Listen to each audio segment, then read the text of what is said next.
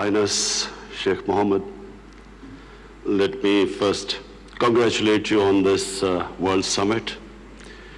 I'm so pleased that in the Muslim world also we've started summits like this where ideas are exchanged, intellectual activities promoted. So I want to congratulate you first of all. And then before I start my vision of governance in Pakistan, I just want to inform the audience here what was an international sportsman, a cricketer, how did he end up in politics? And then how did he become a prime minister?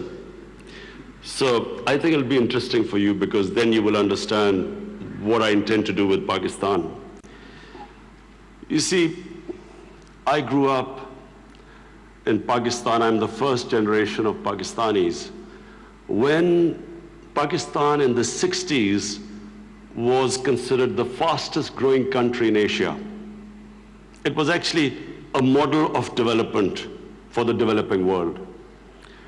I just met Sheikh Mohammed today and he again reminded me that Emirates Airline was helped by Pakistan Airlines in the 70s.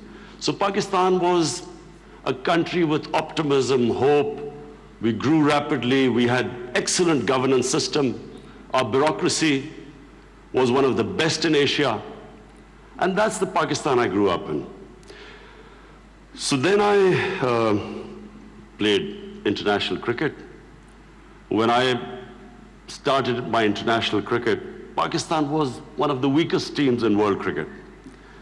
And we were emerging from colonialism. So we took great pride as our team became stronger and it competed. And by the time I left cricket, Pakistan was world champions. So I took pride, like my countrymen, as we competed internationally and we grew in confidence. But unfortunately, our country could not keep up that pace. Countries have, life of a country is in cycles. It's never in a straight line. You go up, you go down, course correction, countries come up, some countries don't go up. So in Pakistan's case, we were going up, and then various things happened when we started our down cycle. So when I left cricket, I started building the first cancer hospital in Pakistan. Reason was because my mother died of cancer. And it's then I realized there was no cancer hospital in the whole country. And then it occurred to me that people like me who were well off, I could afford to take my mother for treatment abroad, but what happened to the common man? Cancer is one of the most expensive treatments.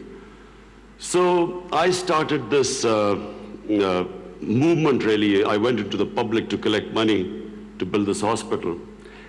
And so I'm just explaining to you how I got into politics. So one was cricket, watching our country go up as a cricketing nation, the pride that we could compete internationally and become world champions. Second was this cancer hospital. When I went to the public to collect money, I realized that our people are very generous and strong. Poorest of the poor people supported me. And I did what no one ever thought would happen is that from public, I eventually collected money and built the hospital. And not just that I built it. It's a cancer hospital where 80% of patients get free treatment.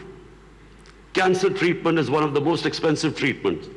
So then first I built it, and then to run the hospital, I again went to the people. And so it is the only private cancer hospital in the world which treats 80% people free, because it's the people who donate to the hospital. They built it, they run it. So I kept thinking, why is it that people are so generous to build a hospital and run it, but why don't they pay taxes? We were a country, and then I discovered we're